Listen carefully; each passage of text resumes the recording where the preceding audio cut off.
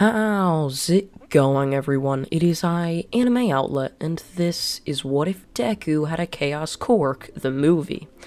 I hope you all do enjoy this movie, as the series was really fun to make, and I'm now putting it out with all the parts combined, so you don't have to continue to click through all of the parts individually. So, just to save more time, I guess, here's the movie. I hope you all do enjoy. Sit back, relax, and enjoy. And now, let's begin. Chaos. It was that one word that described Izuku's quirk perfectly. Just complete and utter chaos. His quirk was a very complicated one, and also unstable. At any second, Izuku's quirk could just completely take control over his entire body and just make him do things he didn't want to, or do things that he enjoyed and that his mind would think out in his head. As you see, Izuku wasn't just always the happy young boy that we know of in canon My Hero Academia. As in this What If, Izuku is by far pretty much the complete opposite. He isn't just a happy-go-lucky kid that gets bullied day in and day out. As Izuku, in this What If, has an insanely strong quirk that simply doesn't allow for any bullying. Izuku is now on sort of a level of Bakugo Katsuki. He has such an enormously cool and awesome quirk to all of his preschool and kindergarten friends that they simply have no need to bully him, rather showering him in praise and just saying how cool his quirk was and always wanting to hang around him. And so this would cause him to become an extremely arrogant and egotistical child. Izuku had everyone around him praising him. He never had someone beating down on him saying he needed to do better, or saying he was worthless or hopeless like he did in canon. However, there's one thing that stayed the same in his life from this What If and the normal one. And that would happen to be Inko. Inko Midoriya was always a very just loving and supportive mother towards Izuku. So whenever he would come home just looking at her, or just tossing a plate saying he didn't enjoy the food or he didn't like it, Inko would make sure to tell him that wasn't an okay way to act, when at school it was, because he was the star student there along with Bakugo, with them basically just becoming best of friends. However, one thing did separate both him and Bakugo. Bakugo could create explosions. Izuku could do far more than just anything like that. Izuku could pretty much do anything he wanted. He could kill 1,000 people with the flick of his fingers, or he could create just a toy truck or a Lego set or a computer.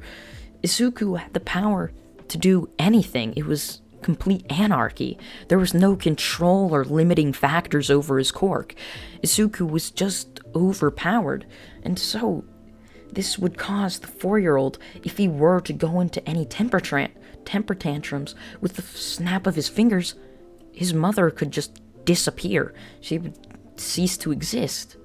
Luckily, however, Inko made sure this wasn't ever going to happen, as with the finding out of what Izuku's quirk was, the doctor made sure Izuku wasn't going to just turn into some monster that would just flick his fingers.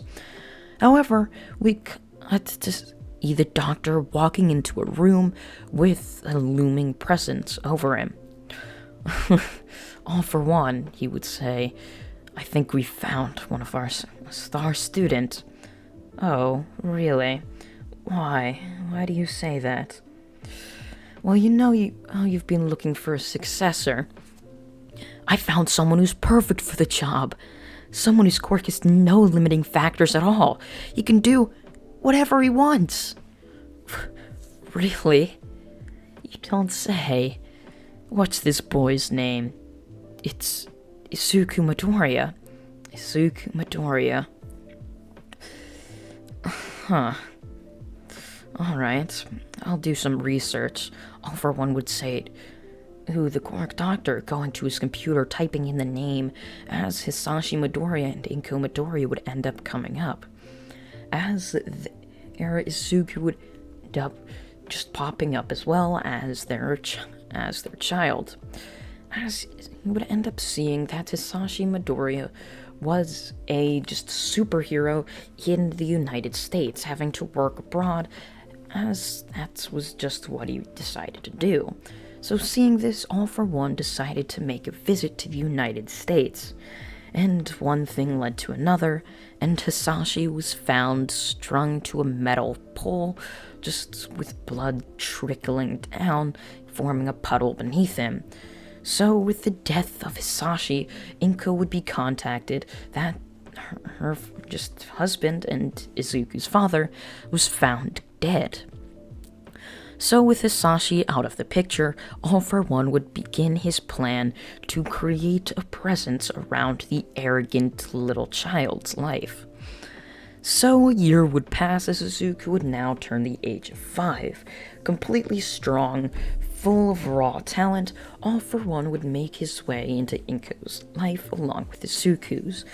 With just a smooth, flirtatious attitude, he would walk up to Inko walking along the side of the street, or just walking up to her. "Oh my, what's such a lovely lady doing out here so late at night? Don't you might get kidnapped or something, because of how beautiful you are," he would say, staring on towards Inko. Inko would blush for a second, or hiding her head. "Oh, stop it. I'm just, or blah blah blah," All for One would say, as Inko would her hand out. "I'm Inko Midoriya. It's nice to meet you. It's nice to meet you too. Hey, do you think I might be able to get your number at all?" He would say, with Inko blushing once more, she would hand out her number to him. "So, you want to go on a date? I mean, we're two cool people, You're beautiful. I don't know what I am. I think we could go quite good together." For One would say, smoothing and easing his way into Inko's life, as ended up saying, "Sure." And a couple months would pass, and All for One would propose to Inko, and Inko would now be married to All for One. Now we cut back to Izuku, the arrogant, egotistical child who has the attitude sort of like Bakugo. However, Izuku was a more silent version. He thought he was better than everyone else, and was rightfully so. He had the power to completely destroy cities. Bakugo didn't have such power like that. So Izuku sort of became this sort of powerhouse, genius type thing that really was just arrogant in his ways. Meaning, if you were to outsmart Izuku, or just make him so incompetent that he was so much stronger than you, and fool him enough so that he's not trying his hardest against you, you could beat him. So we end up seeing Izuku walk over towards All for One. "So, Dad," Izuku would say, as he had grown to call All for One his father, as he never really saw Hisashi much. So All for One would look towards him. "What do you think I should be? It's getting to the end of my middle school career, and I'm not quite sure." "Oh, I think I have the perfect thing for that," he would say, as Izuku ended up nodding his head. Izuku always knew he was stronger than everyone else. He always thought that he was stronger than heroes too. Izuku also didn't like the thought of a perfect society.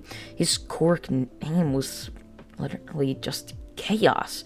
And so Izuku, kind of going into that and just playing into it, learned just to love chaos.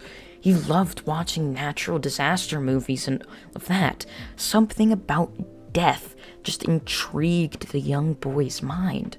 It just captivated his eyes and brain, making him not be able to turn his head to look off the screen. It was just so fascinating, Izuku would think. And so, with this thought, All for One would know that Izuku, while not knowing it yet, was destined to become a villain. And he knew exactly how to get Izuku to turn fully into the dark side.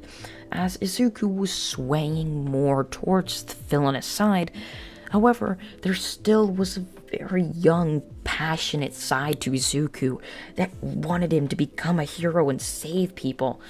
However, that side was just a tiny little fraction compared to his villainous ways, and that fraction would just hinder Izuku's ability to fully go into the villainous side. And All For One, wanting to completely get rid of that, would set up a fight with All Might. As the All For One fight that got All Might injured and All For One injured never happens, as All For One had a dinner date with Inko. And All For One would actually grow to love Inko to a certain extent, not just using her for Izuku's power. However, it was only to a certain extent. He didn't just full-blown love Inko to the fullest and very extent. He just didn't fall head over heels for her, while Inko did for him. So he saw her as pretty much expendable. He was one of the most powerful people on the planet. If he wanted a girl, he could find a girl. So that's pretty much the mindset he had. So he would end up just starting a tiny bit of just trouble in the mid-city, and all of a sudden a super strong All Might would appear out of nowhere, rushing towards All For One, as Inko happened to be walking down the side of the road. All For One, who happened to just disguise himself very well, would end up jumping backwards as All Might's punch would go right into Inko's head, completely twisting Inko's neck, sending her flying back into cinder blocks. As For One, who had set up a camera from around the street, would end up disappearing into a portal after going into an alleyway, and would grab this such portal. Grab this such camera. Grabbing it, he would disappear into the portal again, transforming his appearance back into Izuku's father. As Inko's head smashing against the concrete, she would fall down to the ground, just completely just done. She was knocked out cold, and a blow to the head like that, really, there wasn't much chance of survival at all. So with that, we end up seeing All For One walk up to Izuku. As Izuku would be sitting on the couch, he would look up towards his father. "Hey, Dad, where's Mom?" he would say with a questioning look on his face. How do I say this? "Look, son, Inko's dead." "What?" Izuku would say, confused. "What do you mean, she's dead?" He would turn on the camera before pointing it towards Izuku, showing it all over YouTube with just tons of views already, even though it happened just an hour ago.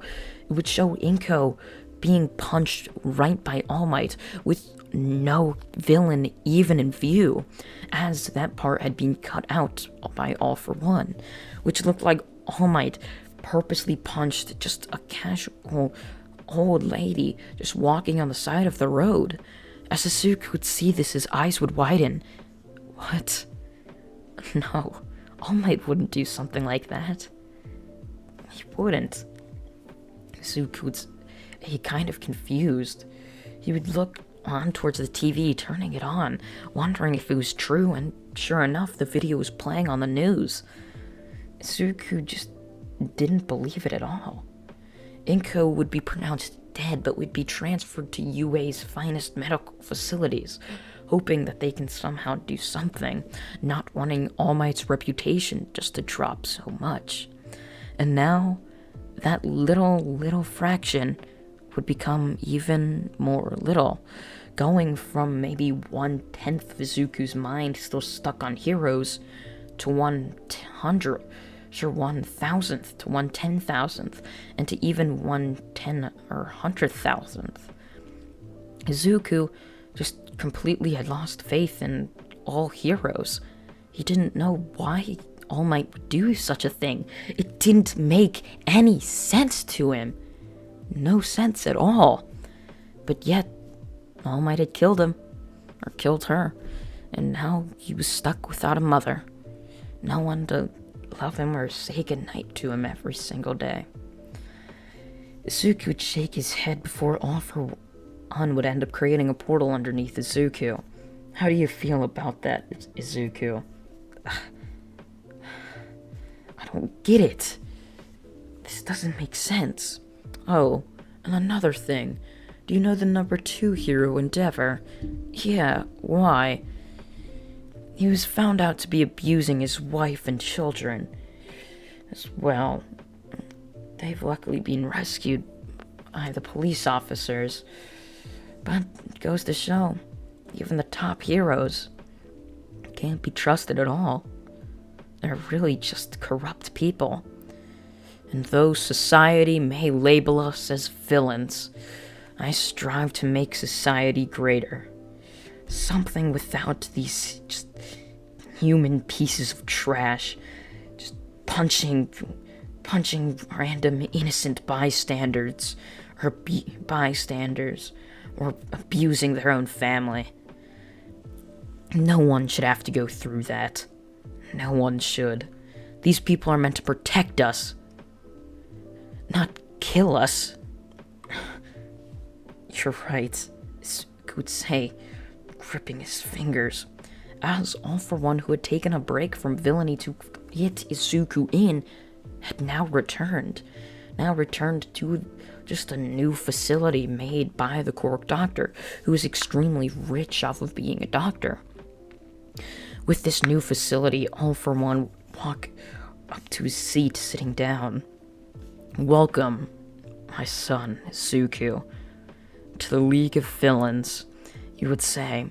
Izuku would look around for a second, before just seeing him and the doctor sitting there. Wait, but it's just me and him. Oh, they're coming, trust me. The doctor has somebody in the works, someone who can create portals. Although, I don't suspect you need them, so I'm pretty sure you can do almost anything, isn't that right? I mean, if it involves chaos, I like to do it. I don't know why, though. Something just in me has always told me it's what I should do. Well, anyways, Doctor, have you finished up the project? Yes, I have. Project Kurogiri is complete. Should I bring him out here? Yes, we should. You should introduce him to Izuku. Izuku would turn around as all of a sudden a purplish portal-looking thing would walk out towards him.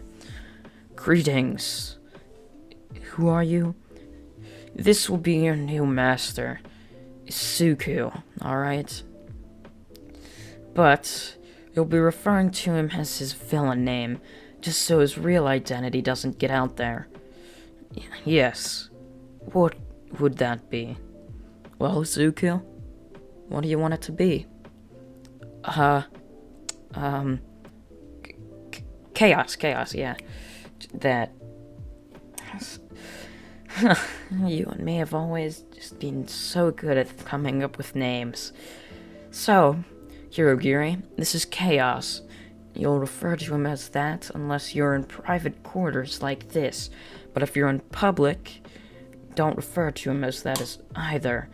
Only when you're dealing with heroes in front of you or if you're fighting heroes. Don't you find myself clear? Yes, I do. Would say, well, Izuku, now that you've met Kurogiri, I've got a mission for you. You see, I'm gonna start training you for the next 10 months. As you know how I've made you run pretty much 3-4 miles every single day since you were 10, right? Yeah. Why was that? It was to boost your stamina for this.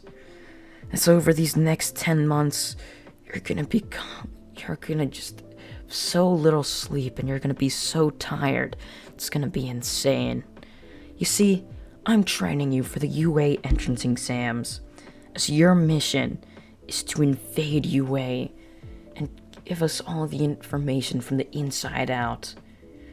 You're basically a double agent for us. I guess you could call it that, but not quite sure. It has been a while since I've been in the books. So, let's begin with your training. How about a little spar? What do you say, Zuko?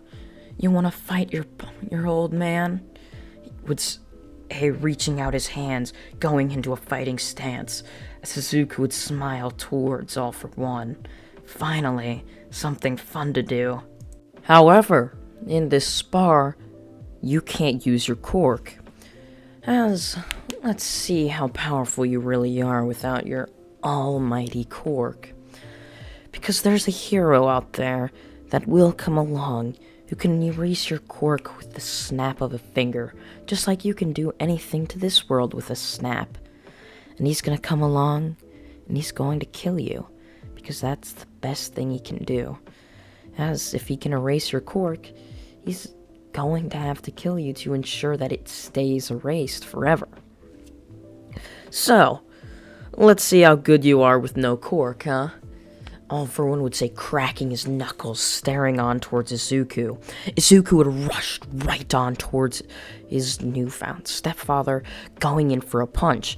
He would push aside Izuku's fist before punching him right in the head. Izuku would fall to the ground, holding his head in pain. You shouldn't go for a frontal attack like that. Restart. He would slapping Izuku on the side of the head as all of a sudden Izuku would open his eyes once again, would be back at the start. He would stare on towards his father, rushing towards him, going for another punch. However, this time it was deceiving. All for One, missing him clearly. All for One, seeing this, would end up turning right back to see Izuku with a fist going right towards his face. He would catch the fist, staring right into Izuku's eyes. Come on, Izuku, you can do better than that, he would say as Izuku would fall to the ground. He would then reappear back in front of All for One, having to restart once more. This would go on for hours and hours at a time. Izuku couldn't land a hit on All for One. All for One would sigh. It appears we have a lot of work to do. A lot. So, despite you already being insanely strong, your strategic abilities aren't to the level I wish them to be. So, you know how you couldn't hit me for over a couple of hours now, Zuko? Yes, you don't have to rub it in. Well, simply, you could have just gone for a sneak attack. As I only said you can't use your Quirk, right? Yeah, so? However, you see, one thing, that was deceitful. I was deceiving you. As I don't have a Quirk to erase it, you should use your abilities to the best. Izuku would stop him right there. You know how stupid that sounds? You said I couldn't use my Quirk, and now you're saying I could've? Izuku would sigh just like his father, before walking back to his bed in frustration, going back to his room. What the hell does that old man think he is? Yeah, stupid teaching methods make no sense at all. Zuko would say, mumbling under his breath. 10 months would end up passing, as Izuku would end up becoming just a far greater student, and would be so much more strategic, so much smarter. As we now see Izuku standing across from All for One. So, at the start of this 10 months, you attempted this, and couldn't land a hit on me once.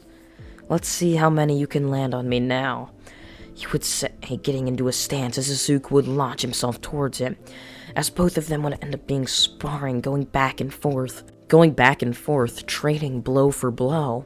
As Izuku would punch All for One right in the stomach, as All for One would do the same to Izuku. Both of them would jump back, staring on towards each other, as Izuku would rush in towards him, punching him across the face. However, All for One would whip out a knife, going to stab Izuku, as Izuku would end up taking it right through the palm of his hand, twisting the palm of his hand right around, punching All for One right across the face, as his punch would carry over, slamming All for One right into the ground. All for One would stand up, dusting himself off. Great job, Izuku. You're ready. Go to the UA entrance exams now, and don't disappoint me. His father would say, staring on towards Izuku as Izuku would nod his head. Yes, father, would say, kneeling down towards his father like his father was some sort of god or master. As he would do this, he would end up standing up. So one would reach his hand out, shaking his son's hand, or stepson, rather.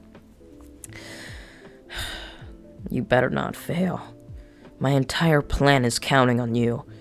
Don't make me kill you. Yes, father, Izuku would say once again, as he would walk out of the building, going towards the UA entrance exam, putting on a fake facade, as his normally white hair having changed from his mother's green, from all of the stress he was going through during training. You see, All For One had put Izuku through so much stress in training, his hair had sort of done a Kaneki, turning completely white, as Izuku's hair would end up turning right back to green, completely changing who Izuku was, as Izuku's appearance wouldn't change at all besides the hair, and his eye color changing from just a weird color back to green as well. As these colors changing back to green, Izuku would wake up, stretching out, smiling, putting on a whole facade, creating a new character, a new identity, someone he might have been if he were to become a hero. So Izuku would up walking into an auditorium. Sitting down, he would stare up towards the front. Good morning, UA examinees! A hero would yell. Izuku would stare on towards this hero, as this hero happened to be the yellow-haired President Mike. Today we are going to be doing the UA entrance exam. So, with this entrance exam, we are going to have two parts. The written exam, and, let me think, oh yes, the hero exam. If you're a support course, the support exam. So, let's begin. With the written exam, of course, all those who are not taking the hero exam can leave once this is done. The tests would be passed out as Izuku would get it. He would stare at the answers, flicking with his pencil. He would end up flying through the answers as all of it was such easy math that he had done years before, as it was basically just an entire retelling of his middle school career, going through English, math, biology, science. All of those he would just fly through, as they were all subjects Izuku had aced. So, with those being flown by, Izuku would flip his test over, signifying that he was finished. A test proctor would walk up to him, look him down, making sure he hadn't cheated in any way. Grabbing his paper, he would flip through it before walking and giving it to President Mike. 20 minutes would pass, and then an hour, and then another hour. 2 hours had passed since Izuku had finished, as Izuku would end up having dozed off. As Izuku would be sleeping there, all of the sudden, President Mike would end up yelling once again. Izuku would jump forward in such shock and surprise, as his forehead would smash against the edge of the table. As his forehead smashing up against the head of the table, he would end up looking up. Looking up, Izuku would end up looking around, jumping back up before sitting down. Huh? What happened? Izuku would say, as everyone within a 20-foot radius would all be staring at him, as he had created quite a ruckus. So, now all of those who are not taking the hero exam, you all may now leave. The support course can go through that door. The hero exam, please follow me. We cut to see Izuku standing in front of just a sort of narrowish hallway. As he would be staring there, all of the sudden doors would end up opening, as he would end up cutting back to some of his training. You know, I've spent time as a hero as well, as I needed to know undercover how it was to be a hero. That's one of the reasons I'm making you go into UA. As a good villain is also a good hero. as a villain can know hero mannerisms and actions, so much to the point they could start predicting a hero's next move. So, here's one thing. A hero never waits to be yelled for them to go save someone. They always just act on their own and go to save someone, whether or not they were told to. So, you never know, that might help you out. That's your first lesson, and now your second. As we see Izuku realizing this, he would end up rushing right through those doors, as people would start muttering to themselves, "Idiot." A blue-haired boy would reach out towards Izuku, grabbing onto the edge of his shirt. However, Izuku ran so fast the shirt would rip. The boy would look down towards the broken cloth in his hand. "Hey, wait! The test hasn't started yet!" He would yell, however Izuku was already long gone. The speaker would end up ringing. "What are you guys doing? Heroes don't wait to be told to go save someone. Go!" As if in an instant, all of the kids would realize their mistake as they would run off, running to go catch up with Izuku. However, by that time, he had already destroyed half the robots in the entire city. As every robot he saw, his eyes would just flick towards them within an instant. Izuku had basically created a new ability within his chaos, an ability that allowed him to just track anything and everything, which anything he wished that could see in his eyes would just instantly be destroyed. Just like that, just so quickly. As Izuku's eyes would be flowing all around, kind of like a Sharingan or Rinnegan type thing. As it would just be flowing all around, looking on towards this and that. Izuku ended up destroying all of these robots. As Izuku, deeming himself worthy, would count up all the robots in his head. 76, 77, 90, 92, 95, 97, 98, 100 points. Yes, that's gotta be enough. But wait, didn't I destroy another? 150? Oh, I might have went overboard a little bit. But hopefully that just even secures my spot even further. Hopefully, Izuku would say to himself before jumping up onto the top of a building. Once on the top, Izuku would stare down onto everyone that was down below him, looking on towards the ruins of robots. Izuku would smile, thinking to himself, "Idiots. If they would have just ran with me instead of trying to stop me, they probably would have gotten a couple points for themselves. But now look at them, stuck down there without a point to spare. And they thought they'd even make it into such a prestigious school as this." Izuku laughed to himself. However, a kid would end up looking up to him. "Hey, how'd you get up here?" Izuku, turning on his fake facade once again, would be like, "Huh? Me?" Izuku would say, pointing to himself. "Yeah, you! How'd you get up there? Do you see any robots up there?" Izuku would look around before spotting a just mass of robots. "Yeah, they're that way," Izuku would say, pointing to the right. As the kid would nod his head, "Thank you, Izuku." "Thank you," he would say, with Izuku just saying, "Oh, no problem." All of the sudden, however, the same direction Izuku pointed to would end up just having a massive zero-pointer accumulate out of nowhere.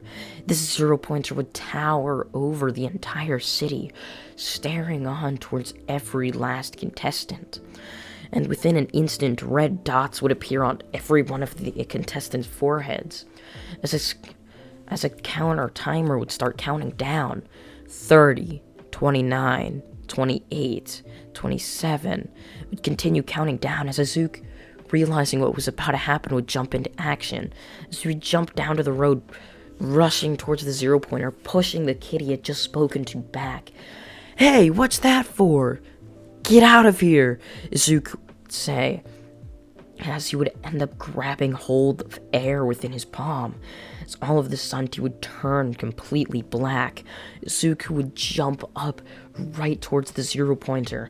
This black orb of nothingness would start having just white lightning orbit around it, spiraling around it. Izuku would end up slamming the orb right into the zero-pointer. So the zero-pointer would end up start just violently shaking as all of the sudden it would stop, completely disappearing, slowly, kind of like just how Thanos snapped and half the world just disappeared into dust. That's pretty much what happened to the Zero Pointer, completely being destroyed. Aizawa would stare on along with the rest of the teachers on towards Izuku, who had just destroyed the massive Zero Pointer. My God, Aizawa would mutter under his breath. What scary power. Power to destroy anything. I've seen it with those small robots, but I didn't think he could do with anything that large. Just imagine if he was a villain, All For One would say, as Midnight would walk up to him smiling, putting her elbow on his shoulder. Yeah, just be glad he's on our side, you know? If he was a villain, we'd stand no chance. She would say, eyeing up Izuku, who would fall down to the ground, his sleeve completely being burnt off, as veins protruded around Izuku's arm, his arm tense from the amount of power he had used. As that orb of pure destruction takes so much power and energy away from Izuku, it's just unreal. As Izuku would hold his hand in pain, he would end up looking up, looking around for just anyone or anything that just could have seen him, as all of the sudden, over the intercom system, it would be said that the test was now over and that all of the students can now go home. Izuku would walk back towards the hideout, where All For One would look down towards him. How'd you do? He would ask.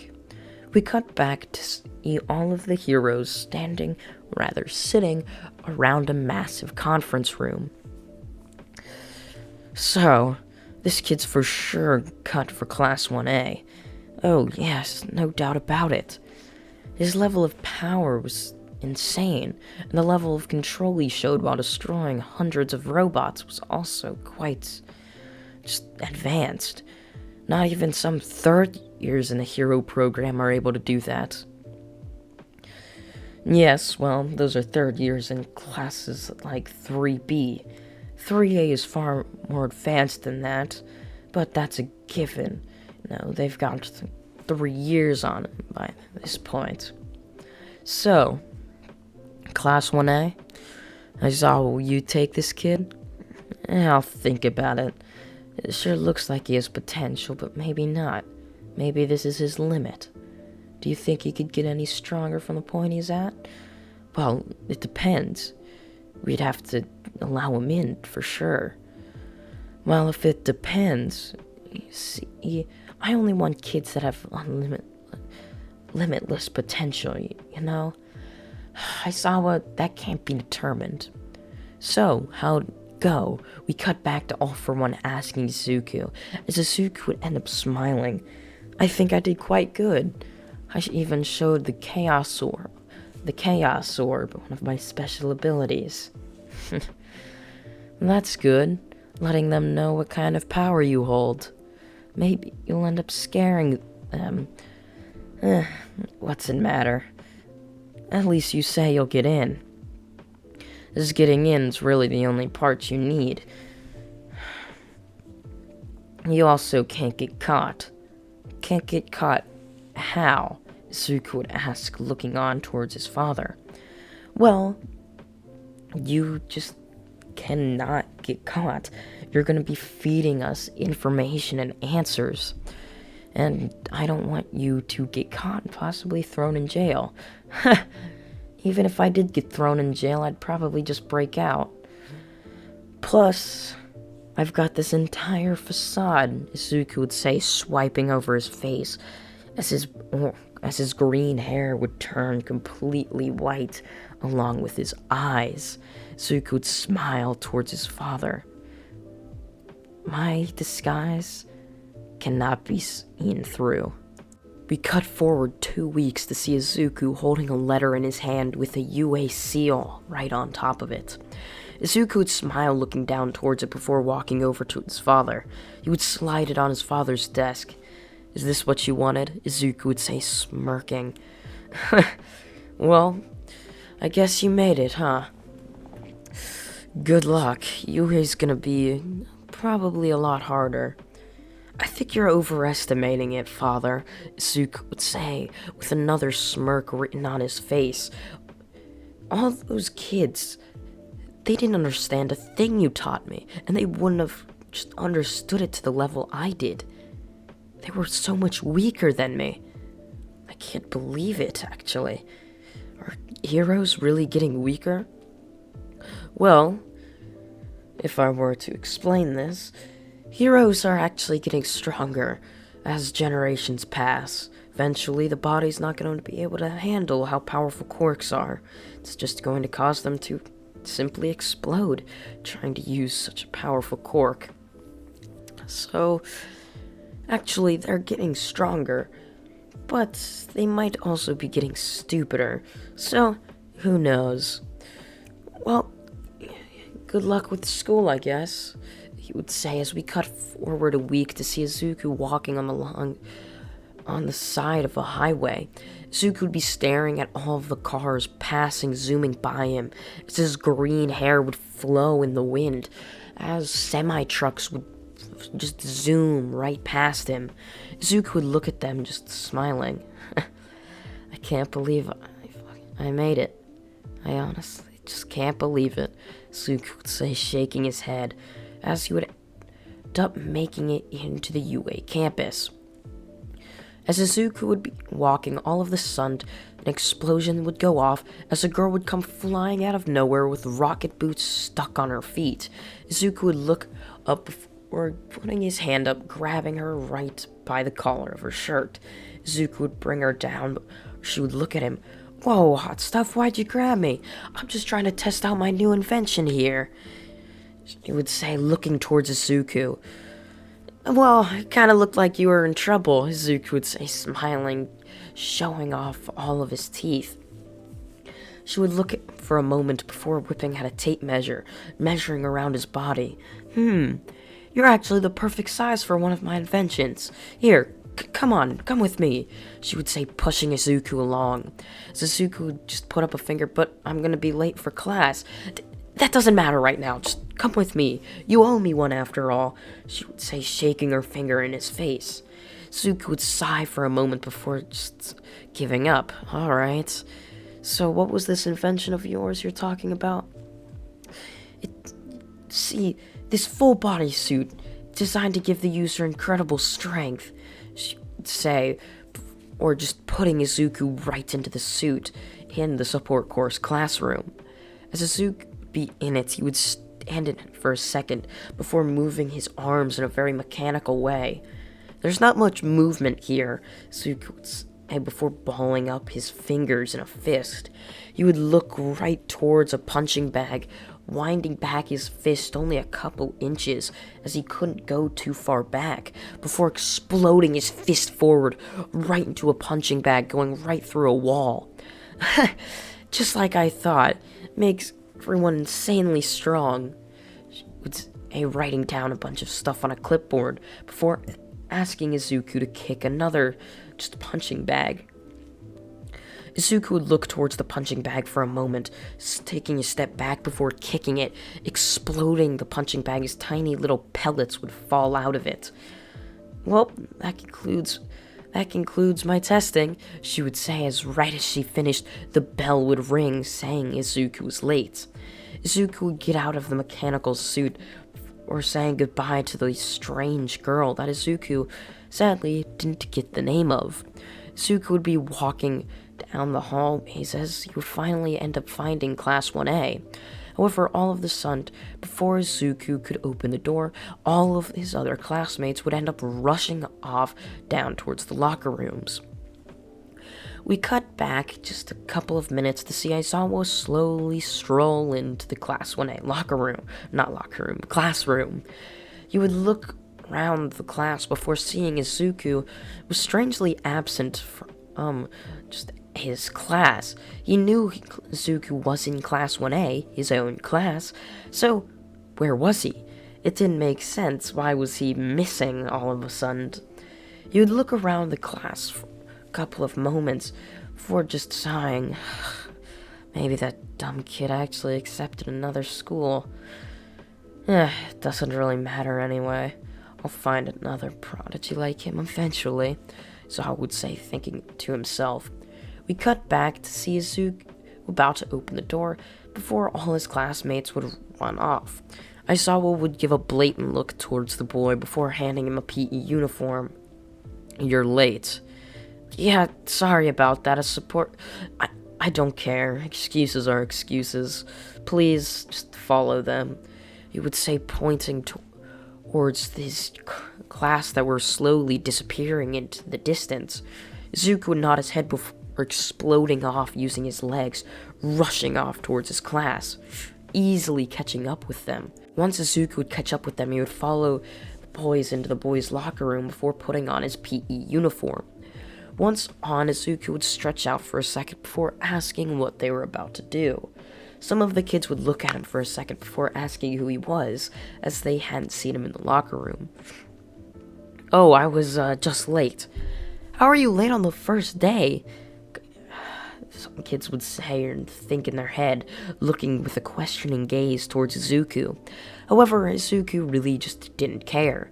As they would all walk out towards the dirt field Aizawa had shown them. Once there, Izuku would be thrown a ball. Although you were late, you did get the highest score on the entrance exam. So, please throw this ball as far as you possibly can. Izuku would nod his head before closing his eyes. You'd get into a stance, raising the ball above his head before bringing it back down, going with his arm right back behind himself before throwing the ball into the distance. As Izuku would throw it so fast, it would just disintegrate as fire would catch onto it, as it would then incinerate itself in the upper atmosphere. All of the class would look on in shock before Bakugo would end up walking up. I bet I could do better, he would say to himself before reaching out for a ball. The ball would be placed in the palm of his hand before he would wind it back, throwing it as far as he could, as it would only go around 1,000 meters or so. Izuku would look over to Bakugo, walking up to him, patting him on the shoulder. Good try, Bakugo. It appears you're still beneath me, though, Izuku would say with a smirk on his face. Shut it, Izuku. I'll pass you eventually, he would say. As Izuku would end up smiling on towards Bakugo, someone he hadn't seen in quite a while, at least not since his mother had passed away. As Izuku ended up saying this, all of the other kids would end up going, as the tests would end up going as well. Izuku, with his absolute just chaos quirk, would get first place, being pretty much good at everything he even attempted. All of the class would marvel at Izuku's power. It was so unique and confusing. They really just didn't understand it at all. Izuku didn't brag or explain it either. He knew if he wanted to keep his secret about him being with the villain organization of League of Villains, then he couldn't really say a peep or say anything at all. So with that, Izuku would end up be walking along the side of the highway once again, as a brown-haired brunette girl would end up rushing up to Izuku. She would end up looking towards him before saying, Hey, what are you doing walking on the side of the highway? She would ask as Izuku would only look down towards her. I mean, you're walking on the side of the highway too, aren't you? Would say, looking towards her. Oh, well, yes, she would stutter out. Then why'd you bother asking, Izuku would say with a smile on his face, his green hair persona still active. Oh, this is just the way to my house, she would say, walking, as they would get off the highway and continue into a dark, deep, just bad neighborhood of the city that both of them lived in. Izuku would say, Oh, you live here too? As she would nod her head. Yeah, my family can't afford much. My father owns a construction company, but sadly, It's not going too well right now. Oh, that's a shame. I'm sorry about that. Zuko would say as she would quickly just shake her hands. Oh, it's nothing, she would say with her face going just bright red. You don't have to be sorry for anything. No, it's alright, Zuko would say, looking towards her. We cut forward a day as we see Izuku walk into class, kind of confused about the interaction he had with that one brown-haired girl. So, as Izuku would walk into class, sitting down in the only empty seat, you'd find out he was, strangely, and coincidentally, sat right next to her. He would look over towards her before saying, "What a coincidence. I guess we're sitting right next to each other." Yeah, that is kind of a coincidence. So, what do you think we're going to be doing today? I'm not sure, but I heard from the third years the second day is always the first hero training class. So I guess that yesterday was just to judge our power, and this might be able to judge our skill. But that's only a guess. He would say as Uraraka would nod her head. Oh, yeah, that makes sense. As they would all be sitting there, all of the sudden, All Might would rush into the room. "Good morning, UA students. It is I, All Might," would say, giving off a flex as all of the students would marvel on towards him. "Today, class, we are going to be doing an assignment called The Heroes vs. the Villains," he would say, yelling proudly, as all of the students would look on towards their new hero teacher, kind of with a confused look. "What do you mean by that?" some of the kids would ask. "Well, there's going to be two teams, the heroes and the villains. I'm not going to explain it much any further, as I assume most of you guys know what the heroes vs. villains assignment is by now." So, we cut forward to see Izuku standing in his hero costume, one that he had to submit before the school year even started. As Izuku would be standing in basically his hero costume from around season 3 and 4 of the anime, but this time in sort of a black and whitish style, kind of like what's in the thumbnail. So as Izuku would be standing there, some of the kids around him would look at Izuku's just uniform and kind of marvel at it. Well, I take that back. It's not black and white, as it's kind of like the uniform he has just in season 3 and 4, just the same exact colors, just without the braces and like the hood and All Might stuff, as Izuku really doesn't care for All Might much at all. Izuku couldn't really think of a hero costume at all, so it really was just sort of like a greenish looking suit kind of thing, as Izuku really was confused, as the black and white hooded thing that he had come up with was his villain costume, and he can't just use his villain costume for hero work, as that really just wouldn't make any sense. As Izuku would be standing there, some of the students and classmates would ask why Izuku's costume looked so bland and boring. Izuku would place a hand behind his head, just saying, "Honestly, I really didn't know what to come up with. I haven't thought about it much, actually." So, let's begin this exercise.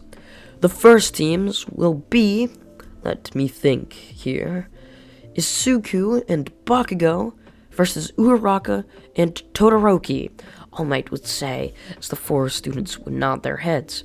"Bakugo, Izuku, you will be the heroes. Uraraka, Todoroki, you will be the villains."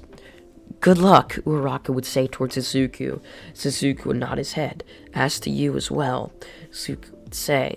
She would thank him before going off into the building to hide the device gratefully supplied to by the support course. As All Might would say that Izuku's head would be filled with pictures of the support course lady that had so graciously helped him out just yesterday, in fact, he had so graciously helped out. Izuku just waiting for the 5 minutes to be over so he could head into the building, as he would finally go in. Once Izuku's inside, he would end up looking around wondering where just Uraraka and Todoroki were. They happened to still be up on the top floor, in fact. So, as Izuku would be wandering around the halls, all of this and Bakugo would end up walking up to him. I think they're on the top floor. As, why would one of them separate and leave one to protect the device? That really doesn't make any much sense. So, I feel like both of them are up there protecting it. So, if one of us were to go up there, they could easily defend us and take one out. And then when the other comes, they could take us out as well. So what you're saying is we should go together? Yes, exactly, Bakugo would say. As Izuku in his head, they would walk throughout the halls, looking around every single corner, waiting for just someone to pop out at them. However, no one popped out. No one at all. As they would keep turning around, wondering where those people were, finally they would end up turning as there stood Todoroki, with his fingers drawn as fire would just blow right out of them. However, Izuku would jump in his way, creating a portal right in front of himself. As this portal would appear right behind Todoroki, as his fire would pelt the back of him. As Todoroki would fall over towards the ground, all of a sudden he would puff into smoke. What the hell was that? Bakugo would say, looking towards Izuku. Oh, nothing. It was just a fake I created. Ah, Jesus, you gave me a heart attack. Bakugo would say, I wanted to test if that might actually work. What, creating a portal and putting the fire behind him? Yes, exactly. If I could do that, I could possibly take both of them out. It would say as finally both him and Bakugo would make it to the top floor. With both of them up at the top floor, each of them would reach towards the door handle, pulling it open. As there stood Todoroki and Uraraka, waiting for them. Both of them would walk in as Uraraka would get into a stance, as Todoroki would only stand there straight up looking at the two of them. Both of them would wait for someone to attack before Izuku would create a portal right underneath himself, disappearing.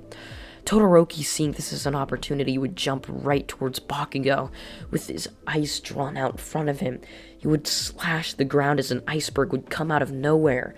However, before the iceberg could reach him, Izuku would create a portal right in front of Bakugo, as the iceberg would disappear right into the portal, before reappearing right behind Uraraka, smashing into the back of her head. She would fall to the floor unconscious, not having done anything in the fight at all. As Izuku would then appear out of a portal in just the shadow of the device.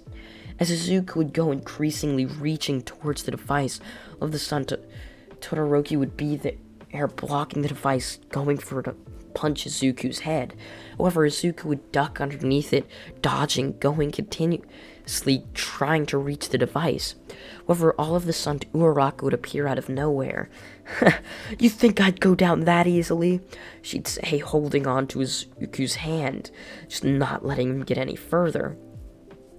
However, all of this, and Izuku would end up creating a portal underneath all of them, so all of them would end up disappearing right to the top of the building. As all of them were now at the rooftop, Todoroki would look around wondering where he was, and so would Uraraka. Izuku would separate himself from the two of them as both of them would look. Where'd you take us? Oh, it's simple. I only brought you to the top of the building. What? Why? This is why. And the heroes win! All Might would say, as since Todoroki and Uraraka were absent, Bakugo had easily been able to touch the device. So, is she in or not? Izuku asked with a questioning gaze as he would stare on towards Nezu. Fine. I guess since you've just been so adamant that she comes, I guess she can come to the USJ. She is one of our support corps members after all, so I see why there's no reason we should decline her offer. So, this settles things? Izuku asks, as Nezu wouldn't only just nod his head. Yup, it's fine, it's settled from here. I'll tell Aizawa that she'll be coming with you on the bus.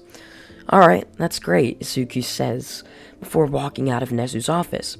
He would turn the corner before staring on to see Mei Hatsume looking at him. His smile would turn down before he would end up laughing. Well, you're coming to the USJ, I guess, Izuku would say as she would thank him.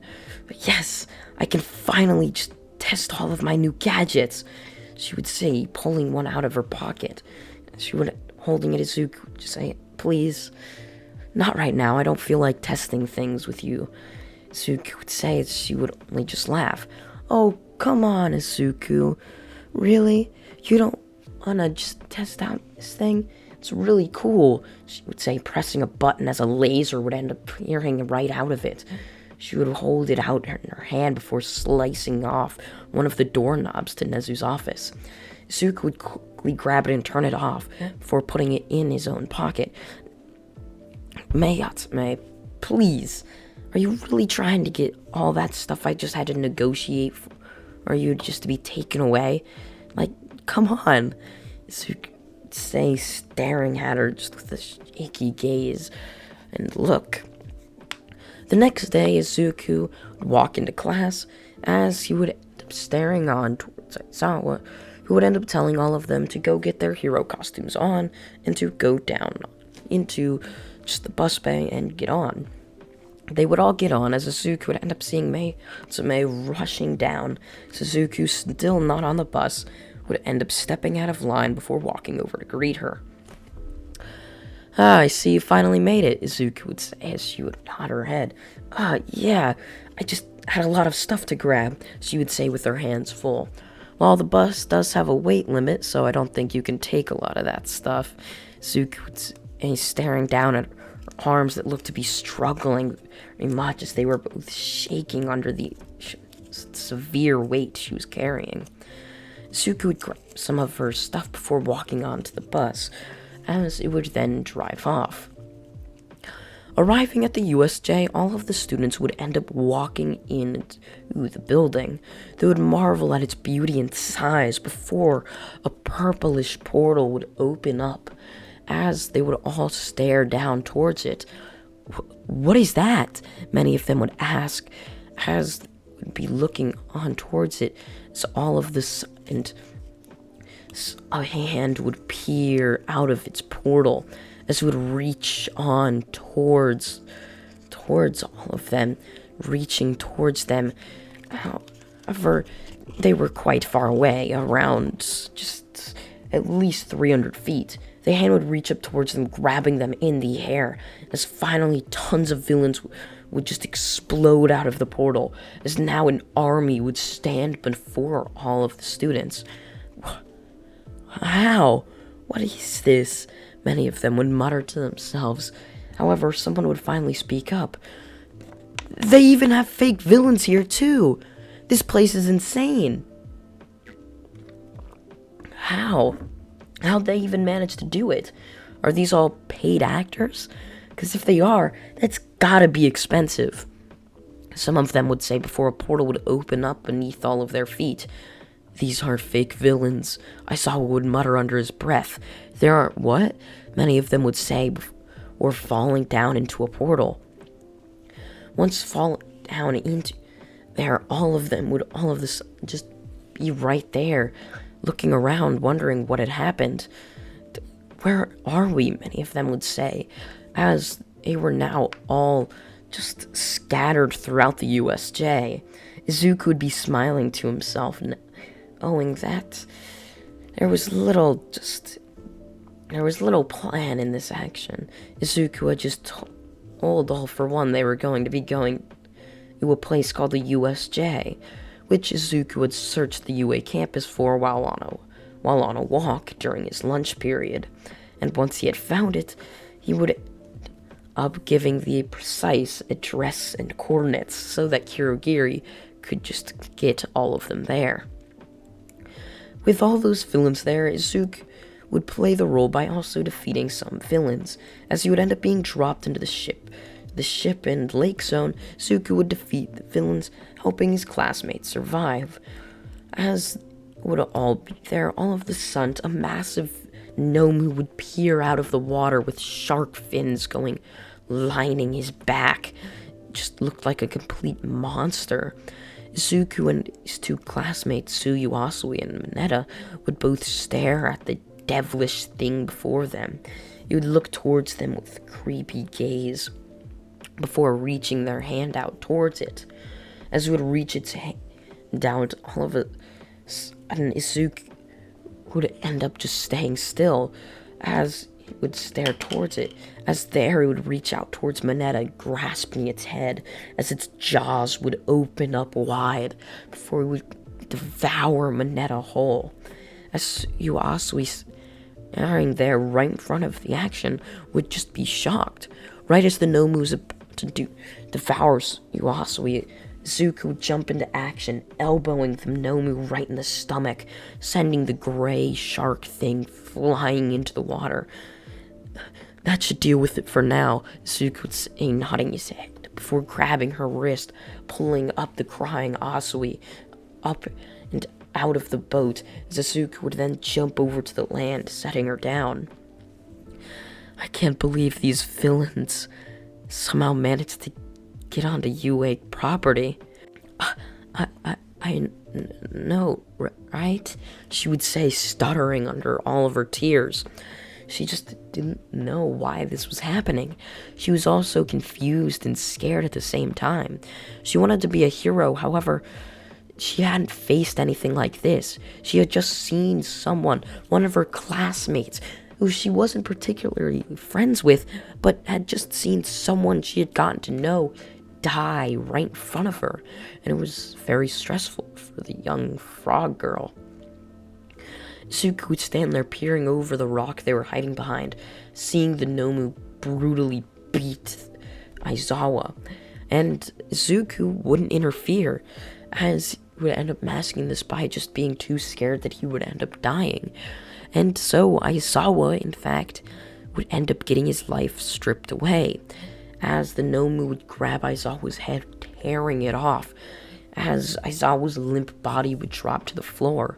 Some of the students that had managed to jump out of the way of the portal that would cause them to just be spread out would watch this happen in horror, seeing their own teacher die in front of them. Bakugo would jump in the way, using his explosions, exploding around the Nomu, as the Nomu would dodge all of these explosions before grabbing the helpless Bakugo by his neck. Izuku, not having this, would jump in the way of this, punching the Nomu's wrist, an injury that would quickly heal but allowed for him to let go of Bakugo, as Izuku would quickly grab hold of Bakugo and would rush off. Bakugo, what are you thinking? That thing killed our teacher. Don't you think it'd kill you too? Stay out of this, Izuku. I'll beat it for sure. You almost died, Izuku would say, pleading with Bakugo. However, Bakugo wouldn't get these words sent through to his mind. He was so set on beating it that Izuku just knocked him out clean with a chop to the neck.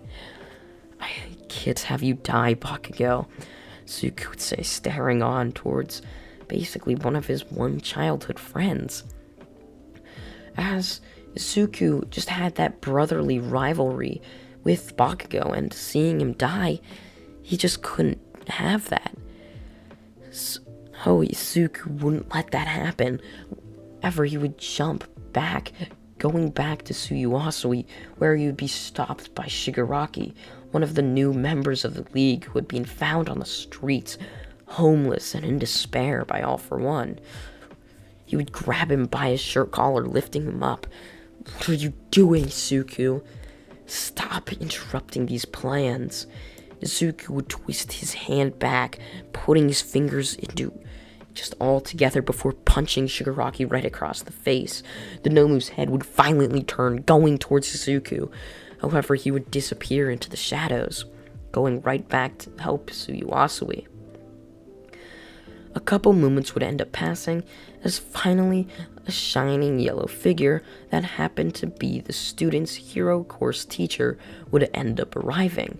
I am here, he would yell, as it would be echoing throughout the USJ. He he would instantly rush in to help fight the Nomu, as his punches would be so strong with anger from seeing Aizawa's dead body, Bakugo's unconscious one, thinking it was dead as well. He would go in with such rage, he would absolutely destroy the Nomu, as the Nomu would end up dying so much sooner than it had in canon. With the Nomu dead, Shigaraki and a bunch of the other villains would end up retreating, as we now end up seeing all of the cops outside the USJ just asking everyone what had happened. Izuku would of course give his side of the story and what he had managed to see. The cops would be grateful for this before going back to their cars, just kind of in shock. This would quickly get to the public, as it would be labeled as the UA Massacre. 2 students left, 1 student left dead, a teacher left dead as well, and another student left very injured, as Bakugo had his entire neck basically just crushed under the grip of the Nomu, to the point that he was barely even breathing. So Izuku would end up just walking back to class, sitting down in the empty classroom, as all of them would be dismissed for an entire month. As Izuku would be sitting there, he would all of a sudden take a stark realization. What happened to Mei? Izuku would say this, as all of a sudden he would look through his mind, but he couldn't find anything. He can't remember what happened to her. Was she killed? Izuku just couldn't know. He would end up rushing to the USJ that had been completely surrounded by police tape. He would look through it as the body of Aizawa was gone, but blood still scattered the floor. He would search endlessly through the entire building, but couldn't find a body at all. Could she have been eaten by one of those Nomus? Unlikely, Izuku would say to himself, thinking critically, where could she be? When all of this sudden, she would end up appearing out of nowhere with her rocket boots activated, as he would end up stumbling over to Izuku. I managed to fend them off, she would say, collapsing into his arms, completely unconscious. As Izuku would feel her pulse, it was slow, but still there. She had a stab wound right in her stomach. Izuku would wonder what happened. He would wrap his shirt around her stomach, putting pressure on it to make sure not as much blood came out, as he would walk over to where she had just exploded off from, as he would stare off, looking at the ground. 30 villainous bodies would all scatter the floor. Had she been here for over an hour and a half defending all of them? How could I have forgotten about you? Izuku would say, holding her closer in his arms. How? I was the one who got you to come here. But I had been so negligent to let you almost die? Izuku would take her to Recovery Girl's office, dropping her off there. So Recovery Girl would just say, oh my, what happened to this one? I don't know. I found her on the side of the road. I don't know what happened. Izuku would lie through his teeth before walking back. He didn't want to tell the truth. He knew he couldn't. If he did, then he'd probably just get some sort of punishment, or his words wouldn't be taken as just heavily as they were. He was supposed to be watching over Hatsume, but they had gotten separated. But was it really his fault? Was it really? Izuku didn't know, in fact. As Izuku would be thinking a moment, all of a sudden, he would end up leaving her there with Recovery Girl. He would go back to the film base, where he would see his father sitting there with Shigaraki, as Shigaraki would be ranting all about how Izuku had disrupted the mission and caused its failure. Shigaraki was just so blind to the fact that it was actually a success. They killed Class 1A's teacher, got a bunch of publicity from it, Well, not really, but the UA massacre does seem to be quite the publicity stunt, at least. With 1 or 2 dead and 1 injured, that was quite a good story for what was once such a prestigious and high-end school. It was just such a great title, in fact. They couldn't believe it. All for one would congratulate Izuku for his success in the mission, but would ask why he saved the blonde-haired boy that Shigaraki had been ranting about. I don't know. Something just told me to save him. I see. Well, anyway, I think I've gotten word from the press that in order to try to cover this up, UA is going to try to do the sports festival in a month. So, I suggest you start preparing for it. Yes, father, Izuku would say, kneeling to him, as Shigaraki's eyes would widen. He didn't know Izuku was his son. He just thought Izuku was some sort of lackey, and he was the number 2. He didn't think he was just one of the lowers of the lower. He thought he was the side leader, the general, the commander, not Izuku. He didn't even know who Izuku was up until a week ago. And now this person comes in and snatches away his title, what he thought was his rightful title. But it wasn't. Shigaraki would be gritting his fists in anger. The cup in his grasp would end up disintegrating. We cut forward 1 month to see Izuku walking in to the UA Sports Festival Coliseum wearing the UA Sports Festival Coliseum just uniform.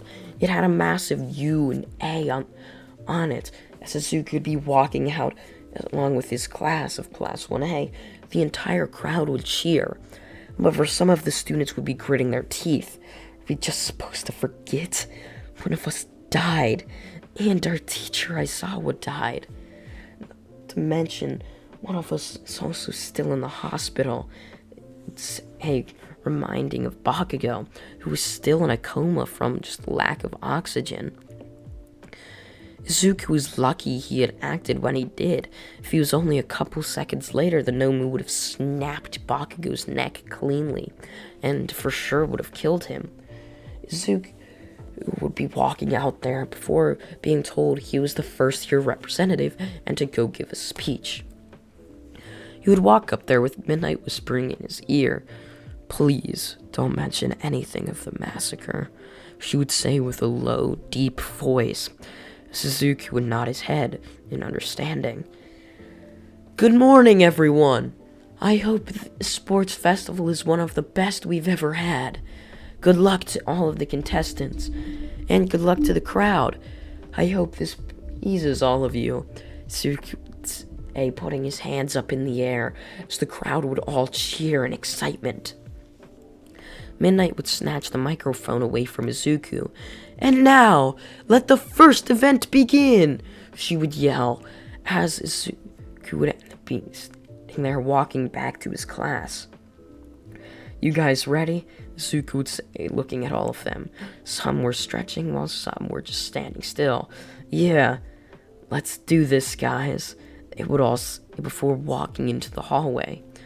3, 2, 1, go! Right as Midnight yells go, Izuku would push everyone in front of him backwards, jumping out in front of everybody, as he would sprint off into the distance.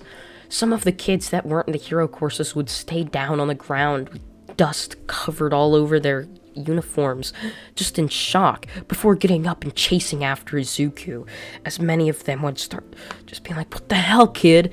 They would yell, some of them even picking up rocks on the ground, throwing it towards Izuku. By the time it even hit the ground, Izuku was long gone, far past everyone else, reaching it to the first event, or to the first obstacle, that is, where he would end up seeing a massive zero-pointer towering over him. As many of the kids in the general courses would end up arriving, some of them were kids that took the hero exam, so they would realize what this zero-pointer was. However, many of them wouldn't even know that there was going to be obstacles at all, merely thinking it was just going to be a race of stamina. So as all of them would stare up, looking towards this robot, Izuku would merely jump up with a tiny ball, flinging and just violently twisting in his fingers. As Izuku would then throw it out like a Pokeball, it would hit the robot right in the head before the robot would end up disintegrating into nothing. As Izuku would end up falling down to the ground, falling into a portal, as he would then appear just right back up, as he didn't want to get hurt falling all the way down to the ground and landing, as there was always a small chance of injury, no matter how good you were at landing from such high distances. Izuku, making it past the first event, would see the second event and would easily be able to hop across all of them with his superior strength, as finally he would make it to the last event, just the minefield, which he would simply put a force field around himself made of this similar chaos energy, as he would go around himself spinning in a ball rapidly, destroying everything and anything in its path. As Izuku would make it first, Midnight would end up yelling, "And Izuku Midoriya comes in first place!" She would yell, as everyone around them would end up cheering in excitement. As Izuku would end up smiling to himself like, "Yes, I won." Before going into the waiting room, where he would end up watching the rest of his classmates who were still only on the second event. That is just how far they were behind Izuku.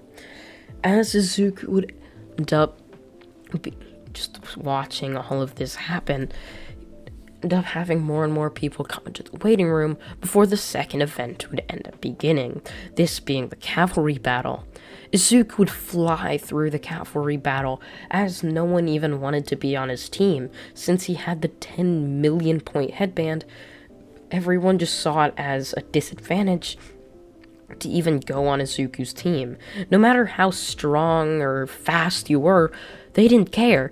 Izuku was going to just pull them down and possibly not get them to the second round. So they weren't going to have that and just weren't at all even going to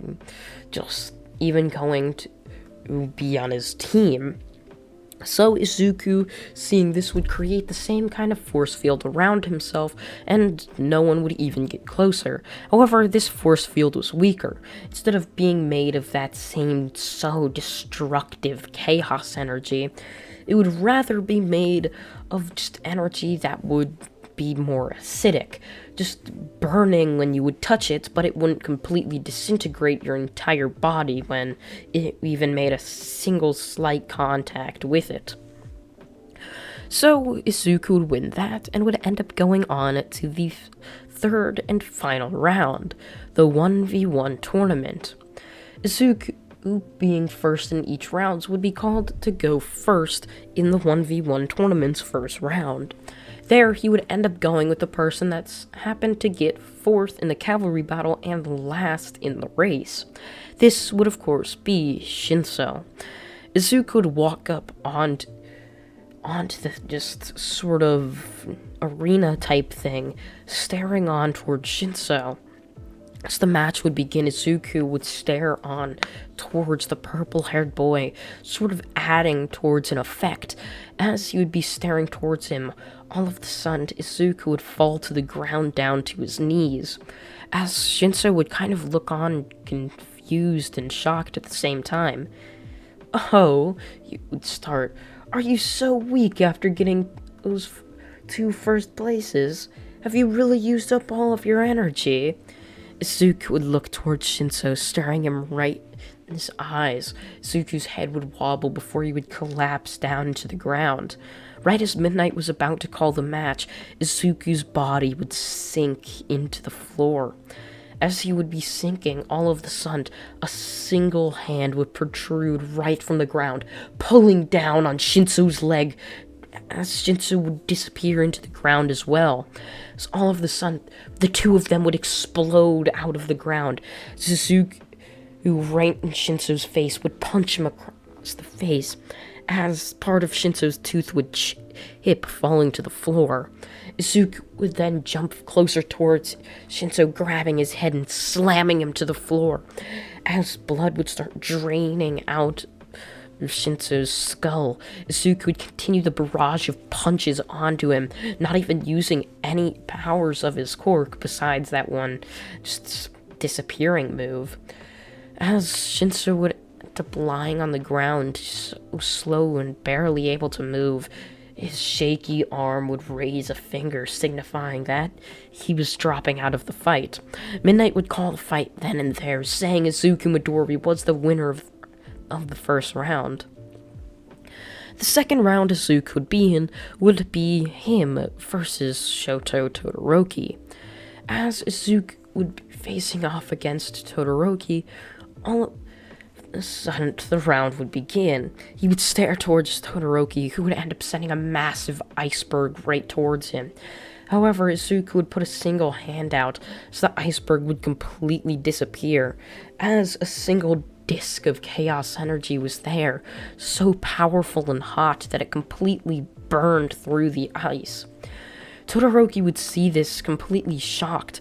No one has ever had just an immunity to his ice before, and he didn't want to use his fire. He would end up looking around now, sort of in a state of not knowing what to do.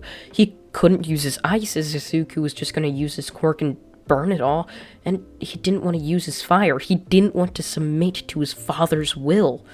So he would rush towards Izuku, sort of in a last-ditch effort, would go for a punch. However, Izuku would dodge this, smiling.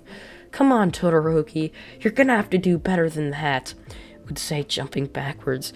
"You know, why don't you want to use your fire? It's not your father's quirk. It's yours," Izuku would say, as Todoroki would all of a sudden get a sudden realization as fire would burst out from his one side. He would go to use his fire, however Izuku would just flick it away. "It's actually kind of too bad, Todoroki, you got placed up against me.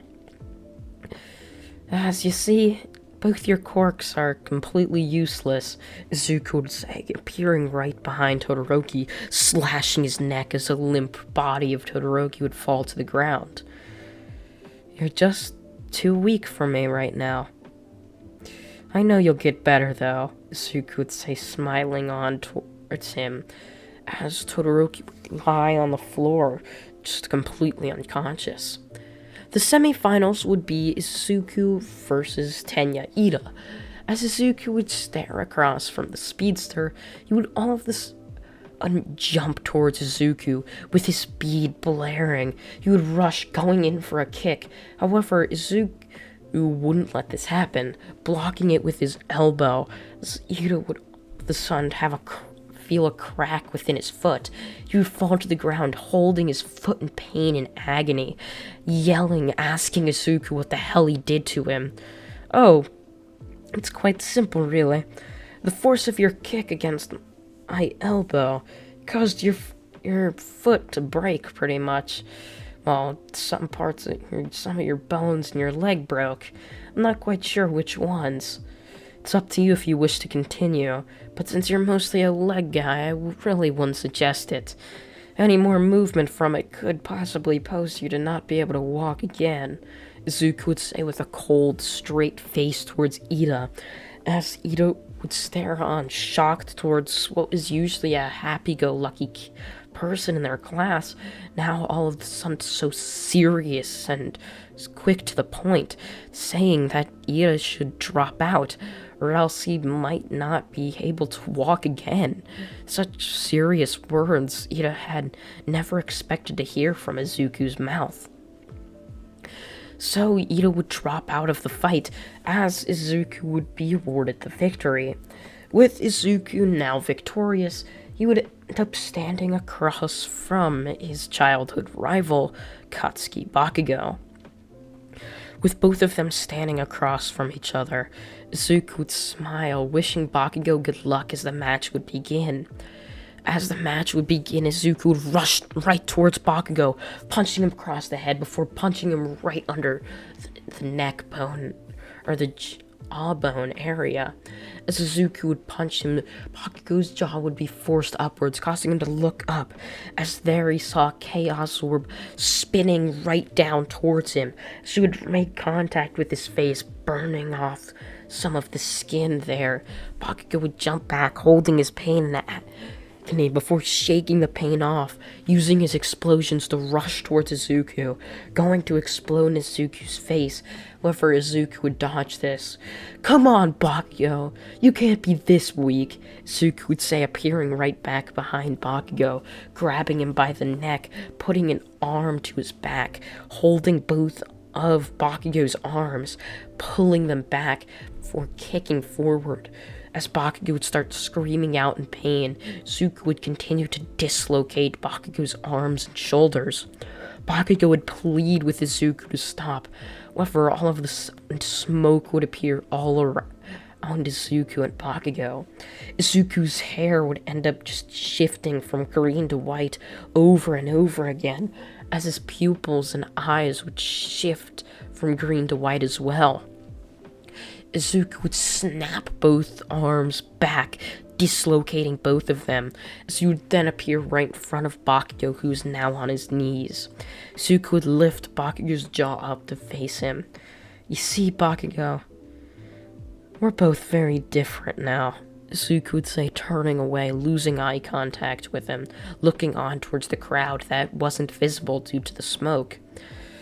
"You see, I'm far better than you, and you'll never be able to reach me at this level," Izuku would say, before going right back behind Bakugo, slashing his neck, causing Bakugo to go unconscious. As Izuku would end up just smashing a crater that was the size of his body into the concrete. As of the sun, however, a massive explosion would be heard.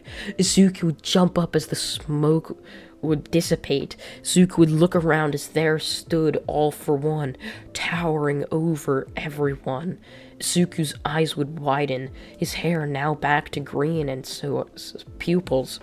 Izuku would stare towards his father, wondering what the hell he was doing. This wasn't a part of the plan. He wasn't supposed to be attacking now. This didn't make any sense, Izuku would think to himself. As all of this and All For One and bunches of Nomus would appear, lining the walls of UA. Izuku would rush towards Bakugo's body, picking it up before jumping over to the Class 1A section. He would yell, "Come on, we gotta get out of here!" Izuku would yell as all of the class would follow them. Kirishima would stop Izuku, grabbing hold of his hand. "We can't just leave. We're hero students. We can't just leave all of these civilians here." "Well, then help evacuate them. We can't fight those things.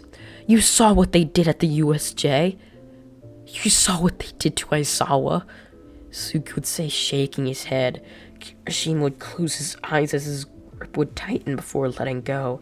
He would clench his fists in anger, looking down to the floor. A tear would drop out of his eye, hitting the ground. "Damn it," he would mutter under his breath. The last thing they wanted was to have another thing like the USJ. They didn't want to lose another one of their teachers. They just couldn't. They had gone through the heartbreak of having one of their teachers be killed in front of them. They didn't want to see thousands of civilians now do that, or have that happen to them and their families. Izuku would yell for all of them to start trying to evacuate everyone, as all of his friends would rush around, yelling for people to rush to the emergency exits. Izuku, who was the victor of the UA Sports Festival, would be up there in the front lines, just helping them. As Izuku would end up jumping towards All For One, who was in the middle, foreseeing all the Nomus, Izuku would punch All For One right across the face, as All For One would end up holding his cheek.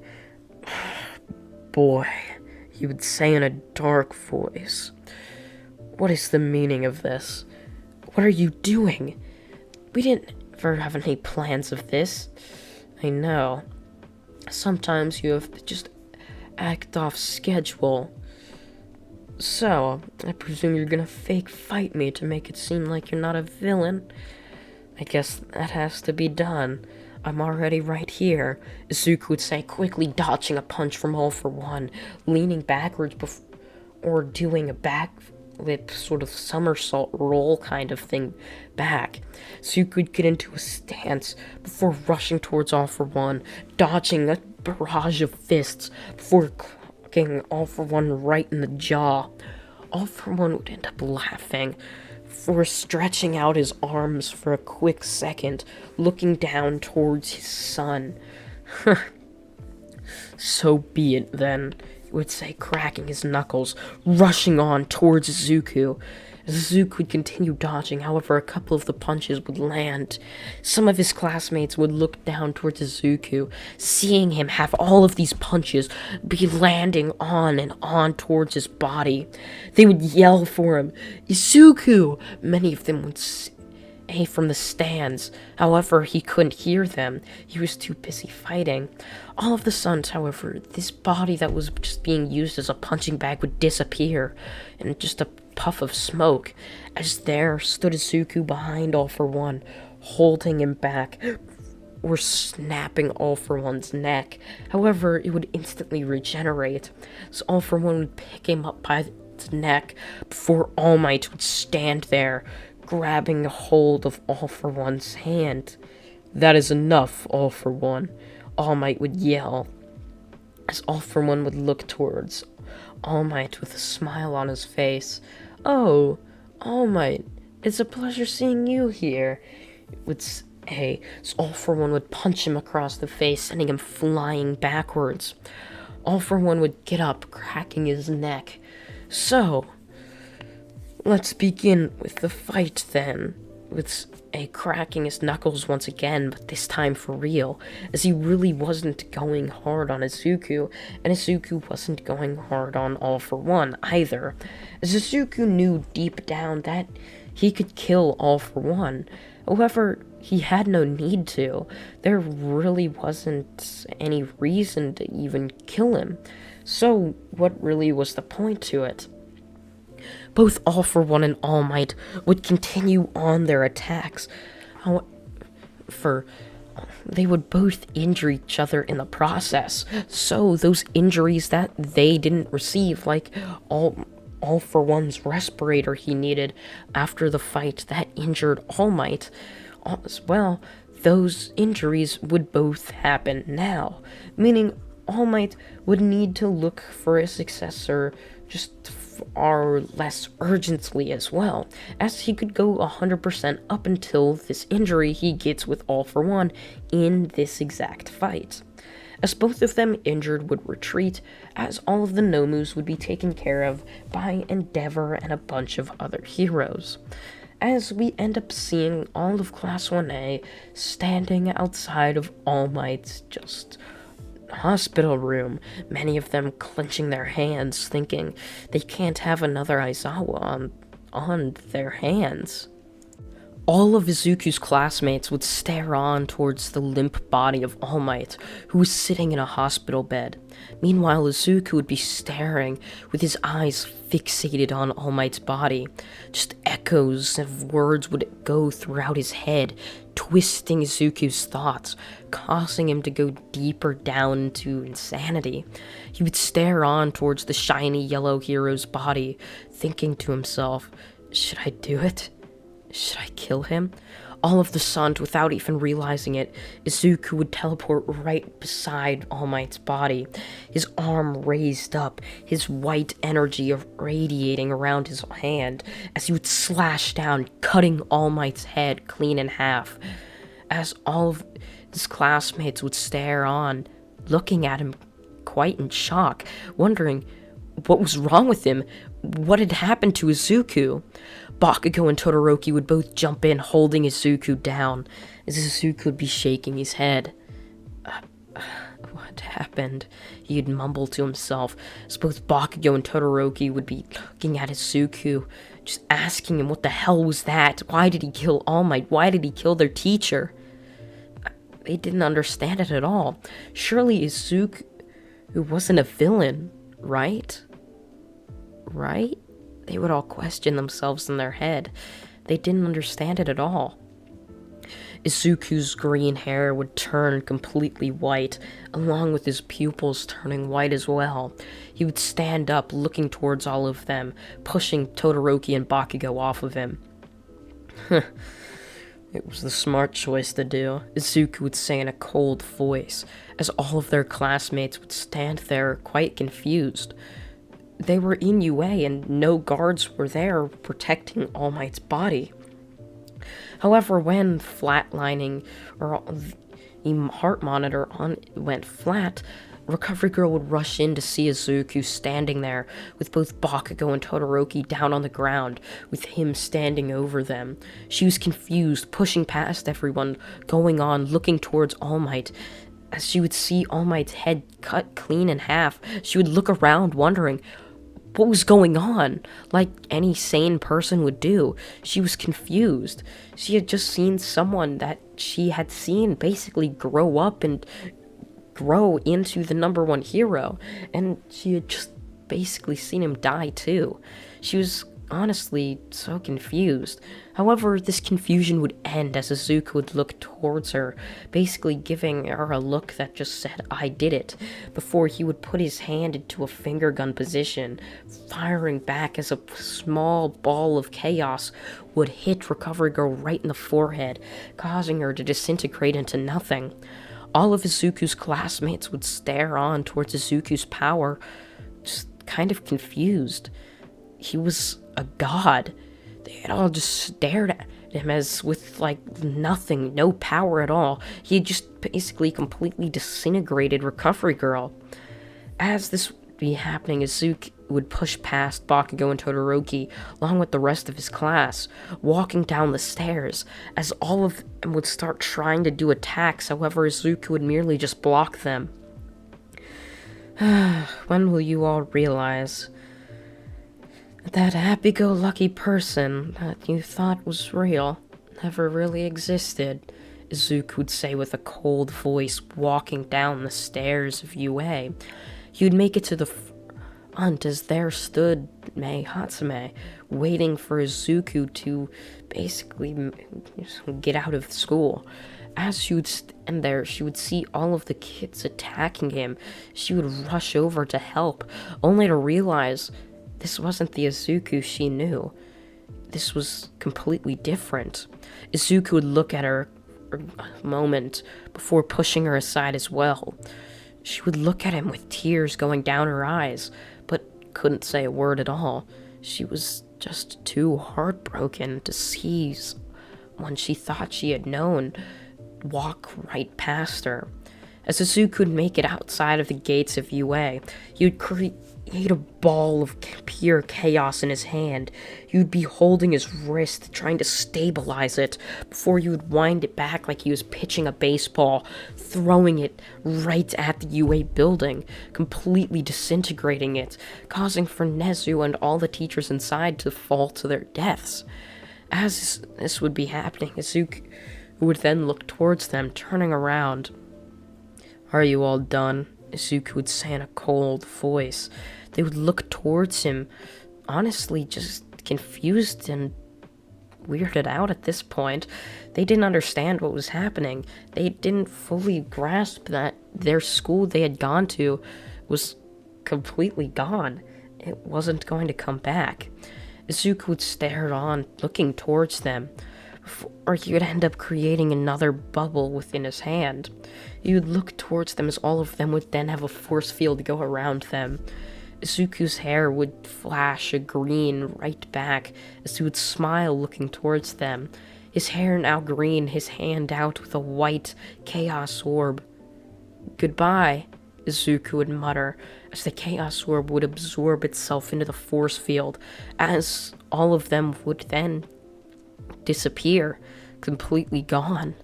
As Izuku, not caring at all, with Mei Hatsume staring on, knowing that she had to do something to stop this, she would rush towards Izuku, grabbing hold of him, yanking him backwards, yelling for him. "Stop, Izuku!" she would yell. "You can't do this!" Izuku would turn around.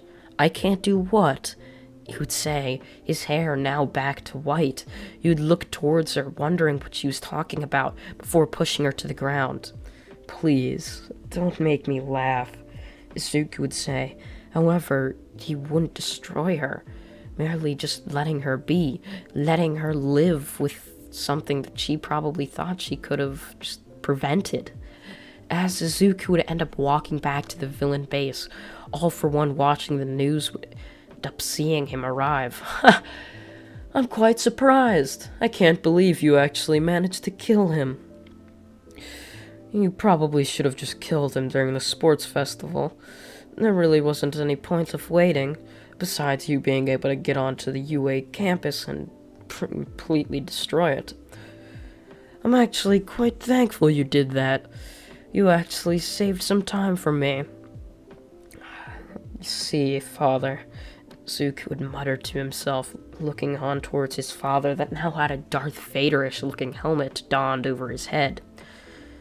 "Your time and reign, it's over," he would say to himself as All For One would look kind of confused towards his son. "What do you mean?" "Oh, I should have known this day would come," as Asuka would laugh.